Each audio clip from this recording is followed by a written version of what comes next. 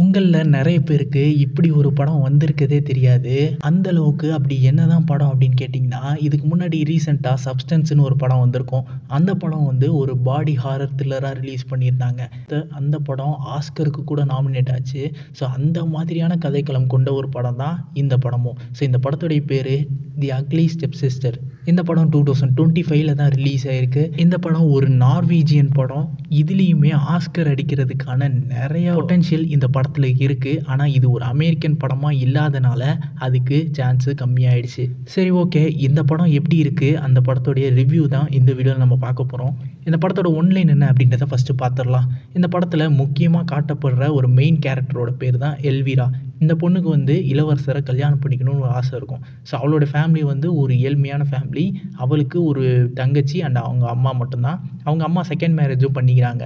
எதுக்காக? காசுக்காக தான். ஆனால் செகண்ட் மேரேஜ் பண்ண அன்னைக்கே வந்து அவங்களோட ஹஸ்பண்ட் வந்து இறந்து போயிடுறாரு. அதுக்கப்புறம் தான் தெரிய வருது அவர்கிட்டயும் காசு கிடையாதுன்னு. ஆனால் அவருக்கு ஒரு பொண்ணு ஆக்னஸ்ன்னு சொல்லி.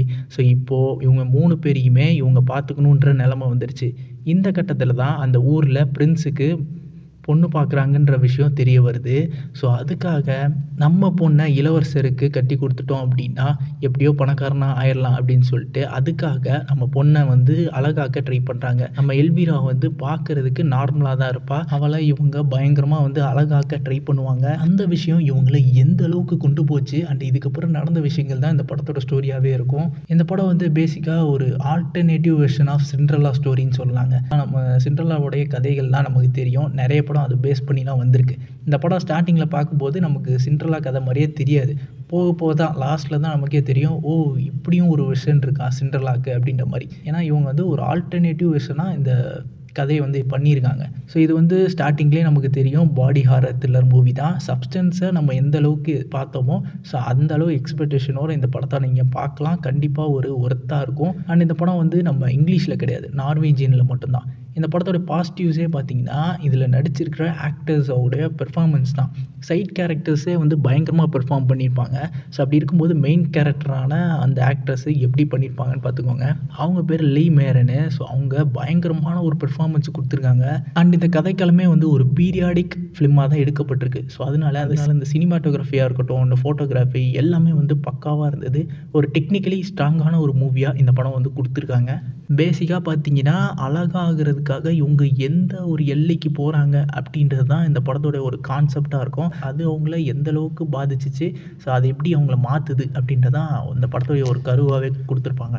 இந்த கதையில் ஃபஸ்ட்டு ஒரு 40 நிமிஷம் இந்த கதையை பில்ட் பண்ணுறதுக்கும் இந்த கேரக்டர்ஸை செட் பண்ணி எந்த மாதிரியான கேரக்டர்ஸ் அதெல்லாம் சொல்கிறதுக்காகவே எடுத்திருப்பாங்க.